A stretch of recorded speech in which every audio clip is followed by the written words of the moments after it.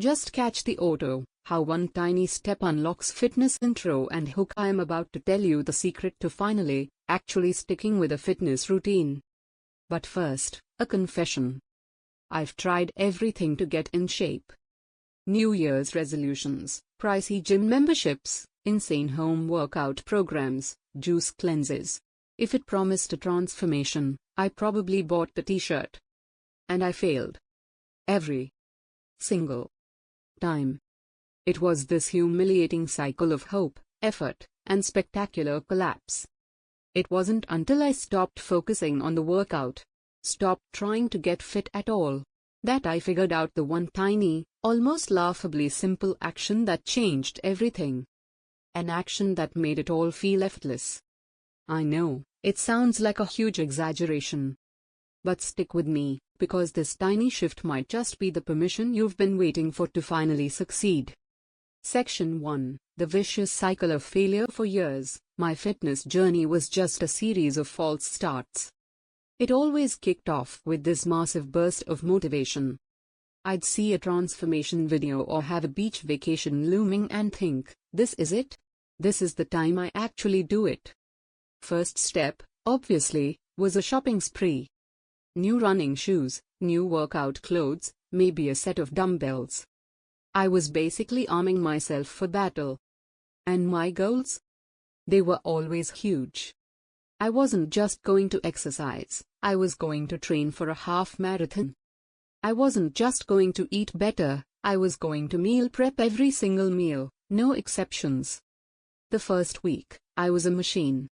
Up at 5 a.m., chugging lemon water, crushing a workout before the sun was even up.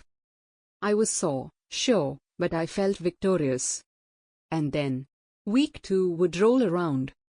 That 5 a.m. alarm would go off, and the motivated person from last week was gone, replaced by this sleepy, groaning negotiator in my head. Just 10 more minutes, it would whisper. Sometimes I'd win that negotiation. Most times, I'd lose. And that first missed workout? It was a tiny crack in the dam. The next day, the negotiation was even harder. The excuses got more creative. I'm way too sore, I should probably recover. Work is gonna be crazy, I need the extra sleep. I ate really well yesterday, so skipping one workout is fine. Pretty soon, one missed day turned into 2. 2 became a week. Those brand new running shoes would sit by the door, gathering dust, silently judging me. The yoga mat stayed rolled up in the corner, a sad monument to my failure. And the worst part wasn't even the lack of results, it was the crushing guilt. I felt like a total failure. Every abandoned attempt just reinforced this awful story I told myself, that I was lazy, undisciplined, and just not the kind of person who could be fit. Motivation, I decided, was a cruel tease. It would show up, get my hopes up, and then vanish, leaving me feeling even worse than when I started. It was exhausting, and honestly, I was ready to give up for good.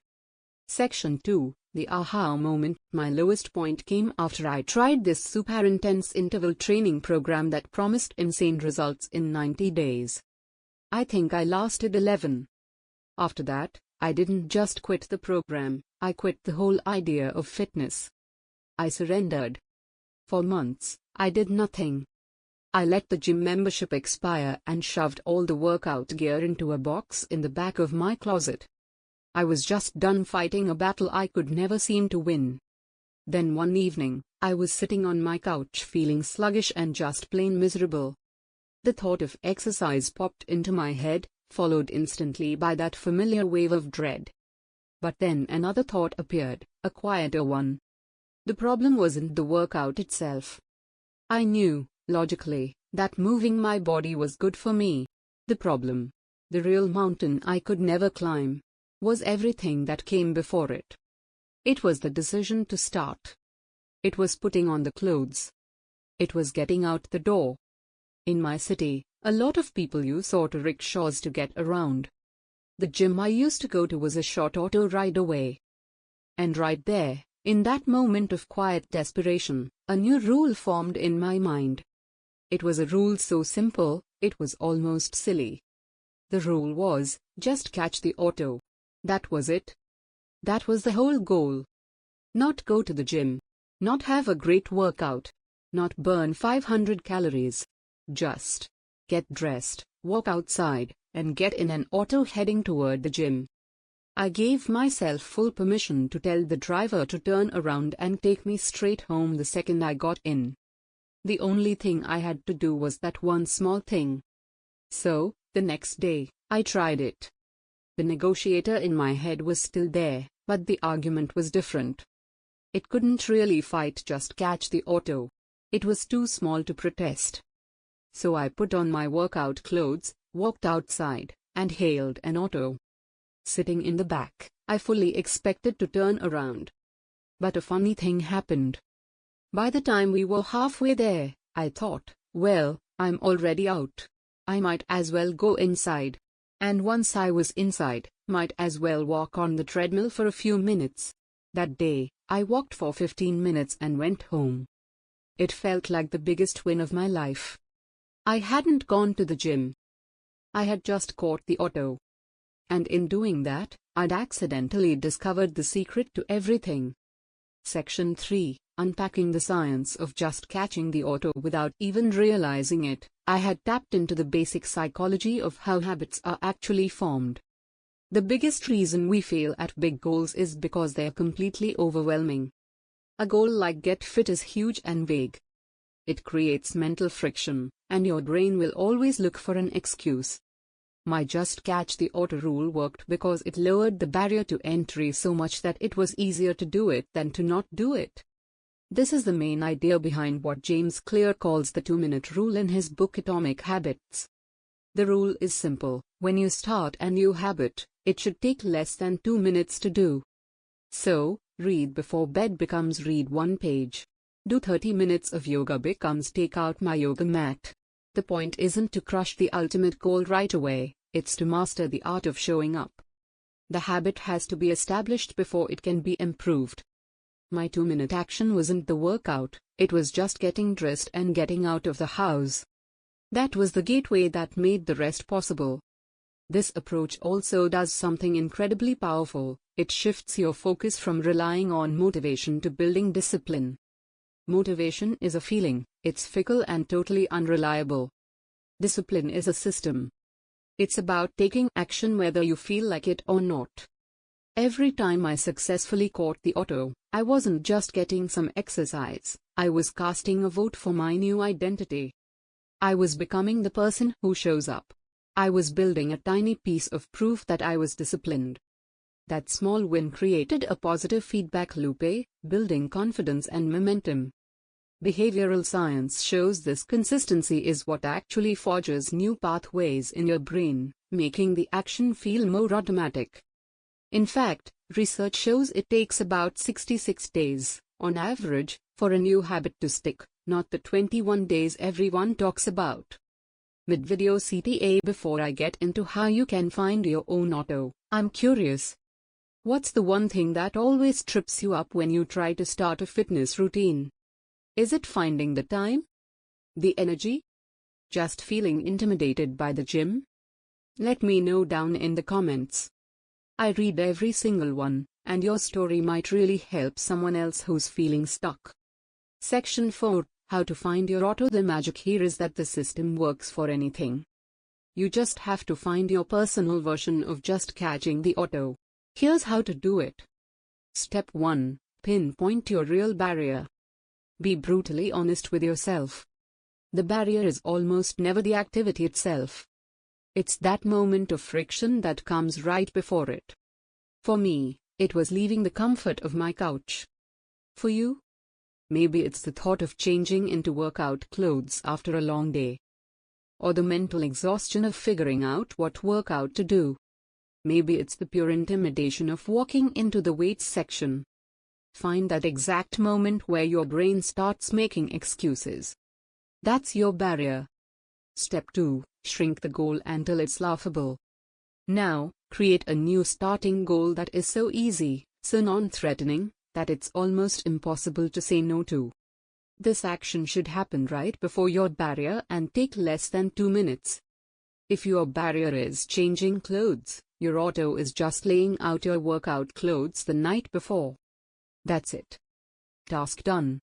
If your barrier is starting a home workout, your auto is to just roll out your yoga mat or put on your running shoes. You don't have to do the workout, you just have to do that one thing.